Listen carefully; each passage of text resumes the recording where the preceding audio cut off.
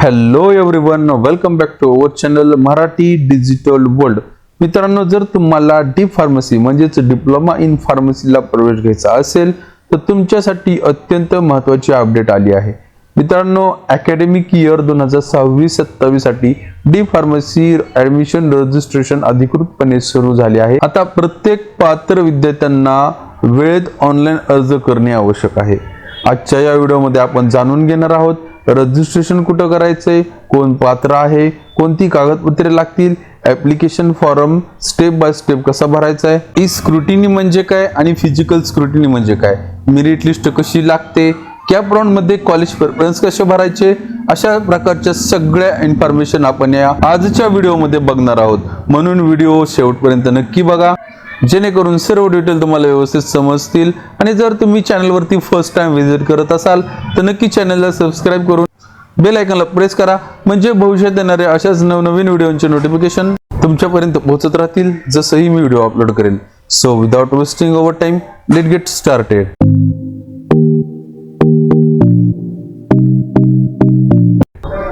तर मित्रांनो, D फार्मसीचं registration कसं करायचं हे बघण्यापूर्वी आपण या ठिकाणी रिक्वायर्ड डॉक्युमेंट्स कोणते असतील हे या ठिकाणी बघूया. ठीक आहे, तर तुम्हाला या ठिकाणी 10वी आणि 12वीची मार्कशीट लागणार आहे. लिव्हिंग सर्टिफिकेट लागेल, म्हणजेच LC किंवा TC आपण काही ठिकाणी म्हटलं जातं, हे आपल्याला लागणार आहे. आधार कार्ड, डोमिसाईल नॅशनॅलिटी लागेल, त्यानंतर पासपोर्ट साईज फोटो लागेल, कास्ट सर्टिफिकेट लागेल, कास्ट व्हॅलिडिटी असेल तर कास्ट व्हॅलिडिटी लागेल. ठीक आहे, SC आणि ST कॅटेगरी वगळता बाकीच्या राहिलेल्या सगळ्या कॅटेगरींकरिता या ठिकाणी नॉन क्रिमिलियर हे सर्टिफिकेट सुद्धा लागेल. ठीक आहे, त्यानंतर ज्यांचं EWS प्रमाणपत्र निघत असेल त्यांनी EWS प्रमाणपत्र सुद्धा या ठिकाणी जोडू शकता, उत्पन्नाचं प्रमाणपत्र देऊ शकता. त्याचबरोबर या ठिकाणी जर तुमचा गॅप असेल तर तुम्हाला गॅप सर्टिफिकेट हे लागणार आहे. ठीक आहे, आता मित्रांनो, रजिस्ट्रेशन कसं करायचं आपण हे या ठिकाणी बघूयात. ठीक आहे, तर मित्रांनो, सर्वात अगोदर आपल्याला phd26.dtmaharashtra.gov.in ही वेबसाईट ओपन करायची. ठीक आहे, या वेबसाईटची लिंक तुम्हाला नेहमीप्रमाणे डिस्क्रिप्शन मध्ये अवेलेबल आहे. त्या ठिकाणी क्लिक करून डायरेक्ट तुम्ही या पेजवर येऊ शकता. हे ऑफिशियल पेज आहे. तुम्ही DT महाराष्ट्राच्या पेजवरून सुद्धा तुम्ही या पेजवर येऊ शकता. ठीक आहे, दोन्ही वेबसाईटची लिंक डिस्क्रिप्शन मध्ये प्रोव्हाइड केलेली आहे. त्या ठिकाणी क्लिक करून तुम्ही दोन्ही वेबसाईटचे जे ऍक्सेस आहेत ते घेऊ शकता. ठीक आहे, आता या ठिकाणी आल्यानंतर मित्रांनो, सर्वात अगोदर आपण या ठिकाणी थोडक्यामध्ये आपला जो इम्पॉर्टंट डेट्स आहेत हे बघूयात. कारण हे बघणं महत्त्वाचं काय आहे तुम्हाला माहिती असणं गरजेचं आहे.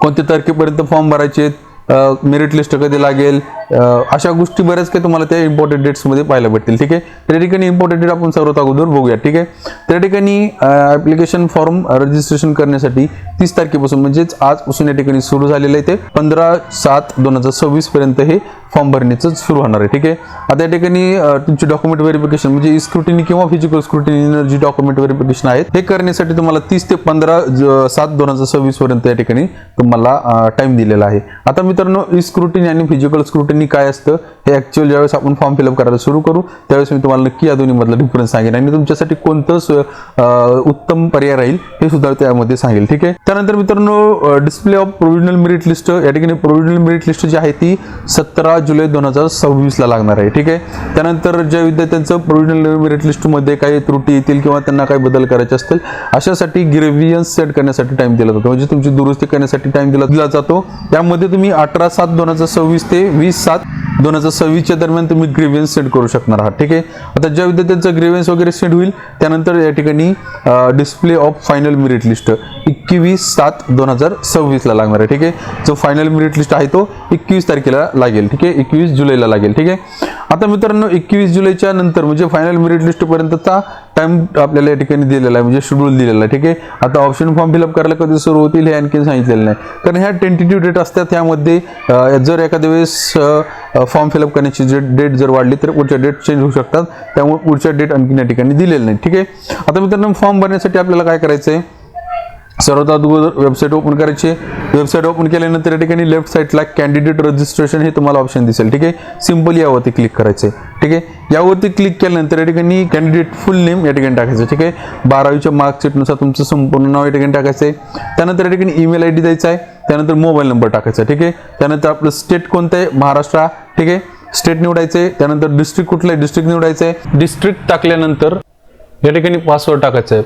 आणि पासवर्ड या ठिकाणी कन्फर्म करायचा. लक्षात घ्यायचे पासवर्ड कमीत कमी 8 अंकी असला पाहिजे आणि जास्तीत जास्त या ठिकाणी 15 अंकी असला पाहिजे. यामध्ये कमीत कमी एक कॅपिटल लेटर पाहिजे, काही तुम्हाला चिन्ह वापरायचे आणि नंबर्स वापरायचे. ठीक आहे, अशा पद्धतीचा पासवर्ड या ठिकाणी टाकायचा आहे. ठीक आहे, पासवर्ड टाकल्यानंतर या ठिकाणी काय विचारले खाली, do you want to receive message in WhatsApp. ठीक आहे, तर तुम्हाला याच्या रिलेटेड जे काही फ्युचरमध्ये येणारे नोटिफिकेशन्स असतील ते त्याच्या रिलेटेड तुम्हाला जर व्हॉट्सअपवरती हवं असेल तर या ठिकाणी तुम्हाला येसवरती क्लिक करायचे, नसेल तर तुम्ही नोवरती क्लिक करून या ठिकाणी रजिस्टरवरती सिंपली क्लिक करायचं. रजिस्टरवरती क्लिक केलं की तुमच्या मोबाईलवरती आणि व्हॉट्सअपवरती एक मेसेज येईल.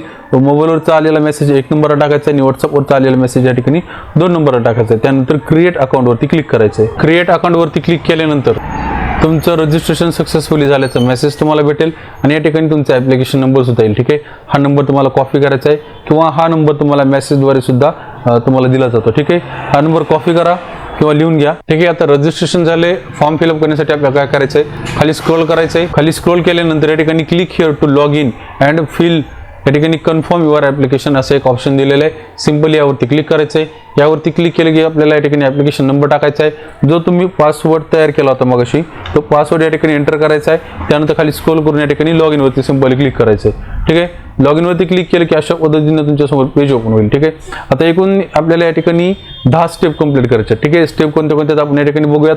आता फिल रजिस्ट्रेशन डिटेल्स आणि सिलेक्ट स्क्रुटिनी. तर फिल रजिस्ट्रेशन डिटेल्स आपली ऑलरेडी कंप्लीट आहे. ठीक आहे, सिलेक्ट स्क्रुटिनी राहील. त्यानंतर कॅन्डिडेट टाईप डिटेल्स राहतील. त्यानंतर या ठिकाणी कॅन्डिडेट टाईप होम डिस्ट्रिक्ट राहील. त्यानंतर category details, qualification details, personal details, त्यानंतर अपलोड फोटो अँड सिग्नेचर आणि पुन्हा 9वी स्टेप असेल अपलोड रिक्वायर्ड डॉक्युमेंट्स. ठीक आहे, त्यानंतर 10वी स्टेप राहील पे ॲप्लिकेशन फीस. ठीक आहे, तर एकूण 10 स्टेप आपल्याला कंप्लीट करायच्या. ठीक आहे, आता आपली एक स्टेप ऑलरेडी कंप्लीट आहे. कोणती, fill registration details already complete आहे. आता सेकंड जे आहे सिलेक्ट स्क्रुटिनी मोड, तर यासाठी आपल्याला काय करायचं, या ठिकाणी सिलेक्ट स्क्रुटिनीवरती सिंपली क्लिक करायचं. ठीक आहे, आता या ठिकाणी 2 पद्धतीनं स्क्रुटिनी मोड दिलेले आहेत आपल्याला. ठीक आहे, एक म्हणजे एक स्क्रुटिनी आणि दुसरं म्हणजे फिजिकल स्क्रुटिनी. आता दोन्हीमध्ये डिफरन्स काय असतो, ई स्क्रुटिनी म्हणजे तुमचे जे डॉक्युमेंट्स असतील ते तुमचे ऑनलाईन पद्धतीने व्हेरीफाय होतील. तुम्हाला FC सेंटरवरती व्हिजिट करायची गरज नसणार आहे. तुमचं सर्व प्रक्रिया ही ऑनलाईन पद्धतीने पार होईल. ठीक आहे, तुम्हाला डॉक्युमेंट घेऊन त्या ठिकाणी जायची गरज नाही आहे किंवा तुमचे डॉक्युमेंट व्हेरिफिकेशन करायची गरज नाही आहे. त्याचबरोबर फिजिकल स्क्रुटिनीमध्ये काय असणार आहे, त्याच्या ई स्क्रुटिनीच्या विरुद्ध तुम्हाला सगळे डॉक्युमेंट्स, ओरिजिनल डॉक्युमेंट घेऊन FC सेंटरला व्हिजिट करावं लागणार आहे. जे तुम्हाला FC सेंटर भेटले त्या FC सेंटरला जायचं आहे, त्या ठिकाणी डॉक्युमेंट व्हेरीफाय करून घ्यायचे. ठीक आहे, आता मला विचाराल तर दोन्हीपैकी कोणती सोपी पद्धत आहे, तर ई स्क्रुटिनी एकदम सोपी पद्धत राहील. ठीक आहे, तर आपण ई स्क्रुटिनी या ठिकाणी सिलेक्ट करूयात. त्यानंतर या ठिकाणी खाली स्क्रोल करायचं आहे आणि सेव्ह अँड प्रोसीड वरती सिंपली क्लिक करायचं. ठीक आहे, त्यानंतर असं एक पॉपअप येईल. या ठिकाणी काय म्हणलेलं आहे, please confirm if you are sure that you want to set E scrutiny as a mode of application. ठीक आहे, त्या ठिकाणी कन्फर्म वरती क्लिक करायचं आहे. कन्फर्म वरती क्लिक केलं की डाटा सेव्ड सक्सेसफुली असं मेसेज येईल. ठीक आहे, आता आपल्याला या ठिकाणी तिसऱ्या स्टेपवरती आलेलो आहेत. त्यामध्ये आपल्याला कॅन्डिडेट टाईप सिलेक्ट करायचे. ठीक आहे, आता आपल्याला जे विद्यार्थी 12वी महाराष्ट्रातून पास आउट झालेले असतील त्यांनी टाईप 1 घ्यायचं आहे. ठीक आहे, ठीक आहे, जे ह्या वर्षी पास आउट झालेले आहेत आणि ज्यांची 12वी महाराष्ट्रामध्ये झालेली असेल, ज्यांचे आईवडील महाराष्ट्रातले असतील त्यांनी टाईप 1 घ्यायचे, म्हणजे टाईप A घ्यायचे. ठीक आहे, दुसरे विद्यार्थी जे असतील त्यांनी काय करायचे, त्यांच्या कॅटेगरीनुसार या ठिकाणी खाली दिलेले जे टाईप असतील ते सिलेक्ट करायचे. ठीक आहे, आता मी टाईप A सिलेक्ट केलेला आहे. सिंपली पुन्हा सेव्ह अँड प्रोसीड वरती या ठिकाणी क्लिक करायचे. ठीक आहे, जो काही पॉपअप येईल त्याला तुम्ही कन्फर्म करा. ठीक आहे, त्यानंतर आपण या ठिकाणी 4थ्या स्टेपवरती आलेलो आहेत. यामध्ये तुम्हाला HSC पासिंग डिटेल्स म्हणजे क्वालिफिकेशन डिटेल्स थोडक्यात भरायचे. ठीक आहे, आता सर्वात अगोदर या ठिकाणी काय विचारलेले, select district from which candidate has passed qualification examination, म्हणजे तुम्ही 12वी कोणत्या जिल्ह्यातून पास झालेला आहात तो जिल्हा या ठिकाणी चूज करायचा. ठीक आहे, त्यानंतर सेव्ह अँड प्रोसीड वरती सिंपली क्लिक करायचं. ठीक आहे, त्यानंतर तुम्ही कॅटेगरी डिटेल्सच्या पेजवरती याल. या ठिकाणी तुम्हाला काय करायचं आहे, तुमची कॅटेगरी कोणती आहे, म्हणजे तुमची कास्ट कोणती आहे, तुम्हाला फॉर्म कोणत्या कॅटेगरीतून भरायचा आहे ही इन्फॉर्मेशन द्यायची आहे. ठीक आहे, यामध्ये सर्वात अगोदर या ठिकाणी तुमची कास्ट कोणती आहे, जर तुम्हाला ओपनवरती फॉर्म भरायचा आहे तर ओपनवरती क्लिक करायचं आहे. ओपनवरती क्लिक केलं जर तुमचं ओपनमधून EWS असेल त्या ठिकाणी तुम्हाला EWS ऑप्शन ओपन होईल. ठीक आहे, आता बरेच विद्यार्थी या ठिकाणी विचारतात की सर EWS ऑप्शन आलेलं नाही आहे. सो या ठिकाणी जनरलवरती ज्यावेळेस क्लिक करा त्यावेळेसच तुम्हाला EWS ऑप्शन देतील. ठीक आहे, आता रिझर्व कॅटेगरीतील विद्यार्थ्यांनी काय करायचं, रिझर्व कॅटेगरीवरती क्लिक करायचं. ठीक आहे, रिझर्ववरती क्लिक करायचे. त्यानंतर या ठिकाणी आपल्या जातीचं नाव निवडा. या ठिकाणी तुमची कॅटेगरी कोणती आहे, SC ST VJNT NT 1 2 3 OBC SBC SC BC अशा पद्धतीच्या ठिकाणी कॅटेगरी दिलेल्या आहेत. ठीक आहे, आता जी तुमची कास्ट असेल ती तुम्ही कास्ट या ठिकाणी सिलेक्ट करायची. ठीक आहे, आता मी या ठिकाणी NT1 मधून या ठिकाणी फॉर्म भरणार आहे. सो मी NT1 चूज केलेलं आहे. तुम्ही तुमची जी कॅटेगरी असेल ती तुम्ही या ठिकाणी सिलेक्ट करायची. ठीक आहे. आता या ठिकाणी खाली आपली उपजात निवडा म्हणून सांगितलं जातं. त्यामध्ये तुमची जी जात असेल ती जात तुम्हाला ह्या दिलेल्या पैकी सर्च करायची आणि ती सिलेक्ट करून या ठिकाणी जात सिलेक्ट करायची. ठीक आहे. त्यानंतर या ठिकाणी काय विचारलेले, select status of caste certificate. या ठिकाणी कास्ट सर्टिफिकेट तुमचं ओरिजिनल डॉक्युमेंट्स अवेलेबल एकच ऑप्शन आहे, तुम्हाला घ्यावंच लागणार. ठीक आहे. जर तुम्हाला कॅटेगरीतून फॉर्म भरायचा असेल तर कास्ट सर्टिफिकेट कंपल्सरी आहे. ठीक आहे. त्यानंतर या ठिकाणी काय विचारलेले, इश्यू अथॉरिटी कोणती आहे, कास्ट सर्टिफिकेट देणारी अथॉरिटी कोणती, ती अथॉरिटी तुम्हाला या ठिकाणी टाकायची आहे. त्यानंतर या ठिकाणी नॉन क्रिमिनल प्रमाणपत्र हे सुद्धा ओरिजिनल लागणार आहे. सो त्या ठिकाणी अवेलेबल एकच ऑप्शन आहे. ठीक आहे. आता लक्षात घ्यायचं आहे, नॉन क्रिमिनल हे सर्टिफिकेट कोणाकोणासाठी आहे. या ठिकाणी SC आणि ST ह्या दोन कॅटेगरी वगळता राहिलेल्या कॅटेगरी कोणत्या कोणत्या, NT, NT1, 2, 3, OBC, SBC आणि SCBC याकरिता नॉन क्रिमिनल सर्टिफिकेट कंपल्सरी आहे. ठीक आहे. ते आता हे सगळे डॉक्युमेंट सिलेक्ट केलेले, त्यानंतर खाली स्क्रॉल करायचे. या ठिकाणी विचारलं जातं do you belong to physically challenged. ठीक आहे. तुम्ही हँडिकॅप आहात का, असाल तर यावरती क्लिक करायचे, नसाल तर या ठिकाणी नो वरती क्लिक करायचे. ठीक आहे. त्यानंतर पालक संरक्षण दलातील कर्मचारी आहेत का, जर तुमचे पॅरेंट्स डिफेन्स कॅटेगरीतून येत असतील यावरती क्लिक करा, नसेल तर नो वरती क्लिक करायचे. ठीक आहे. त्यानंतर या ठिकाणी विचारलं जातं आर यू ऑर्फिन, म्हणजे तुम्ही अनाथ आहात का, असाल तर यावरती क्लिक करायचं, नसेल तर नो वरती क्लिक करायचं. ठीक आहे. आता लक्षात घ्यायचं, ह्या जर तिन्ही ऑप्शन आहेत यापैकी ज्याला तुम्ही येस कराल ते डॉक्युमेंट तुम्हाला अपलोड करायचं. सो तुमच्याकडे हे डॉक्युमेंट असेल तरच येस करायचं. ठीक आहे. आता या ठिकाणी certificate of the Indian nationality of the candidate. आता तुमची इंडियन नॅशनॅलिटी प्रूव्ह करण्यासाठी या खाली दिलेल्यापैकी कुठलेही एक डॉक्युमेंट तुम्हाला सिलेक्ट करायचं. ठीक आहे.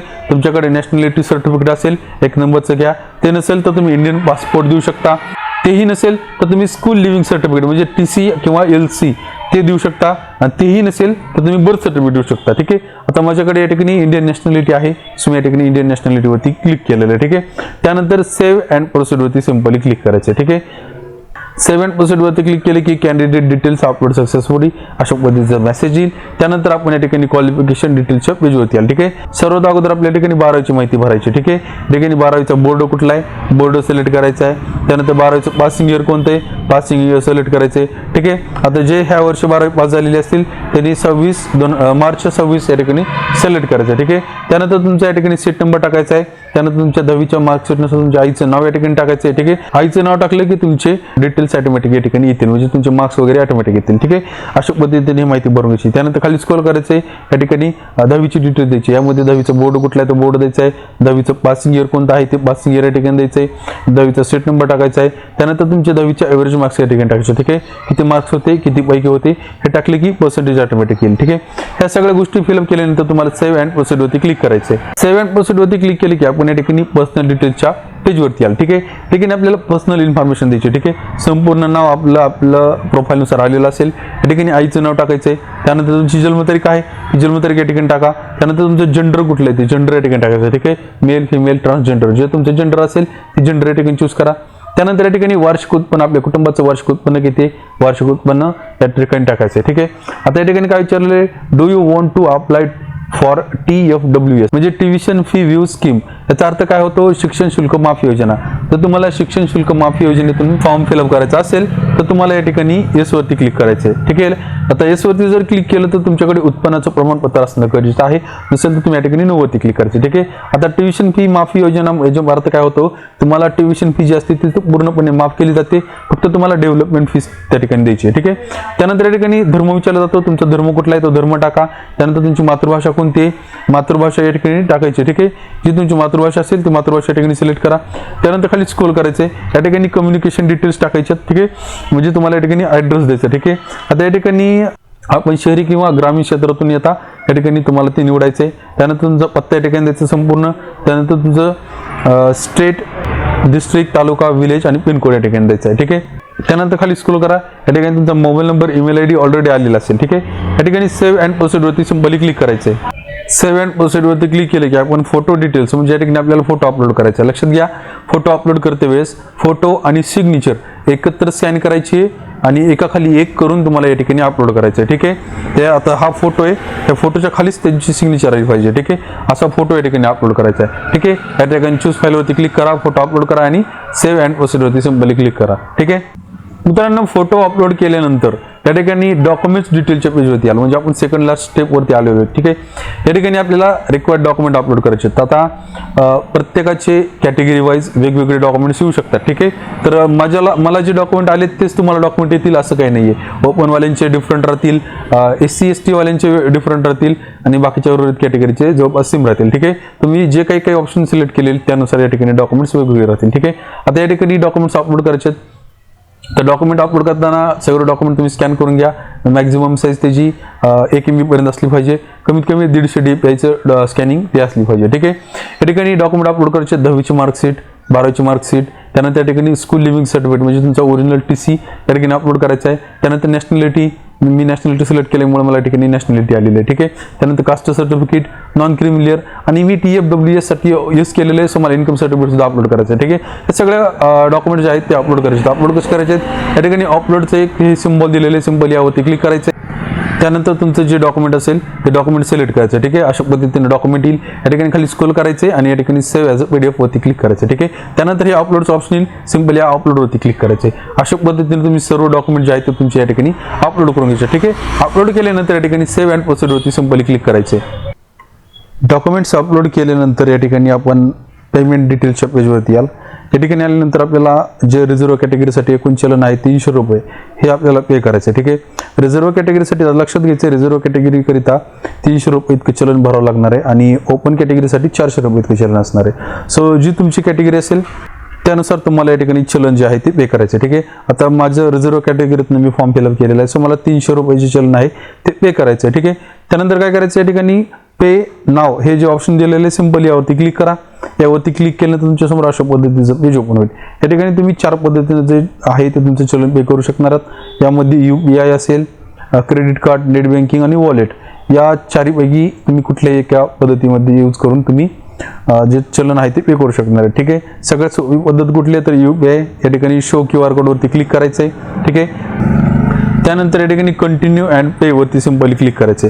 कंटिन्यू अँड पे वरती क्लिक केल्यानंतर QR कोड जो आहे तो विजिबल होईल. ठीक आहे, सिंपली हा कुठल्याही UPI ॲपमध्ये तुम्ही स्कॅन करायचा आहे. गुगल पे, फोनपे, क्रेड, Amazon जे काही तुमचं UPI ॲप असेल त्यामध्ये हा QR कोड जो आहे तो स्कॅन करा आणि तुमची चलन जे आहे ते पे करायचे. ठीक आहे, एकदा का तुम्ही चलन तुमचं पे केलं की तुम्हाला कन्फर्मेशन पेजची जी प्रिंट आहे ती प्रिंट आउट करून घ्यायची. ठीक आहे, आता मी हा फॉर्म तुमच्या माहितीस्तव भरलेला आहे, सो या ठिकाणी मला चलन पे करायचं नाही. ठीक आहे, आता तुम्ही तुमचं चलन पे केलं की तुम्ही या ठिकाणी जे कन्फर्मेशन पेज आहे ते नक्की या ठिकाणी डाउनलोड करून घ्यायचं आहे. आता ह्या तुमच्या सगळ्या स्टेप ज्या आहेत त्या या ठिकाणी कंप्लीट झालेल्या असतील आणि तुमचा फॉर्म जो असेल तो FC कडे स्क्रुटिनीसाठी पाठवलेला असेल. ठीक आहे, 1 ते 2 दिवसामध्ये तुमचे डॉक्युमेंट व्हेरीफाईड होतील आणि तुम्हाला तुमच्या मोबाईलवरती SMS द्वारे किंवा तुमच्या WhatsAppमध्ये your form is confirm successfully असा मेसेज येईल. ठीक आहे, जर तुम्हाला your form is confirm with deficiency असा मेसेज आला तर समजायचं तुमच्या फॉर्ममध्ये काही मिस्टेक राहिलेली आहे. जर तुम्हाला असा मेसेज आला तर तुम्हाला फॉर्म ओपन करायचा आहे. तुम्हाला या ठिकाणी कोणती डेफिशियन्सी आलेली ती डेफिशियन्सी पाहायला भेटेल. ती डेफिशियन्सी तुम्हाला क्लिअर करायची आणि पुन्हा फॉर्म तुमचा सबमिट करायचा. ठीक आहे, तर अशा पद्धतीने तुम्ही जो D फार्मसीसाठीचा जो फॉर्म आहे तो भरून घ्यायचा. ठीक आहे, तर ठीक आहे मित्रांनो, जर तुम्हाला हा व्हिडिओ उपयुक्त वाटला असेल तर नक्की व्हिडिओला लाईक करा. त्याचबरोबर जर तुम्हाला या व्हिडिओबद्दल किंवा D फार्मसीच्या फॉर्म फिलअप करण्याबद्दल काही डाऊट असतील तर नक्की मला तुम्ही कमेंट सेक्शनमध्ये याच्या रिलेटेड सांगू शकता. 100% मी तुमच्या कमेंटला रिप्लाय करेल. ठीक आहे, आणि मित्रांनो अशाच ॲडमिशन अपडेटसाठी आपल्या चॅनलला सबस्क्राईब करून बेल आयकॉनला देखील प्रेस करायला विसरू नका. मी पुढे व्हिडिओमध्ये D फार्मसीचा कॅप ऑप्शन कसा भरायचा आहे, कॉलेज लिस्ट कसे काढायचे, कट ऑफ आणि बेस्ट कॉलेजेस कसे निवडायचे याबद्दल सविस्तर माहिती देणार आहे. ठीक आहे, आणि त्याचबरोबर मित्रांनो आपल्या चॅनलवरती तुम्हाला काउन्सिलिंगची सुविधा देखील उपलब्ध करून देण्यात आलेली आहे. तुम्हाला फक्त काय करायचं आहे, यूट्यूबचं आपल्या जॉईन बटनवरती क्लिक करून तुम्हाला त्याची मेंबरशिप घ्यायची आहे आणि त्या ठिकाणी तुम्हाला जॉईन करायचं आहे. तुम्हाला जॉईन झाल्यानंतर तुम्हाला तुमचं काउन्सिलिंगबद्दल संपूर्ण इन्फॉर्मेशन प्रोव्हाइड केली जाईल. ठीक आहे, यामध्ये तुमचं कॉलेज कसे निवडायचे, कॉलेज कोणते कोणते बेस्ट आहेत, संपूर्ण तुम्हाला गायडन्स त्या ठिकाणी दिलं जाईल. ठीक आहे, तर आजच्या व्हिडिओमध्ये एवढीच इन्फॉर्मेशन होती. तर ठीक आहे, भेटूया तशाच एका नवीन नॉलेजेबल व्हिडिओमध्ये. तोपर्यंत जय हिंद, जय महाराष्ट्र.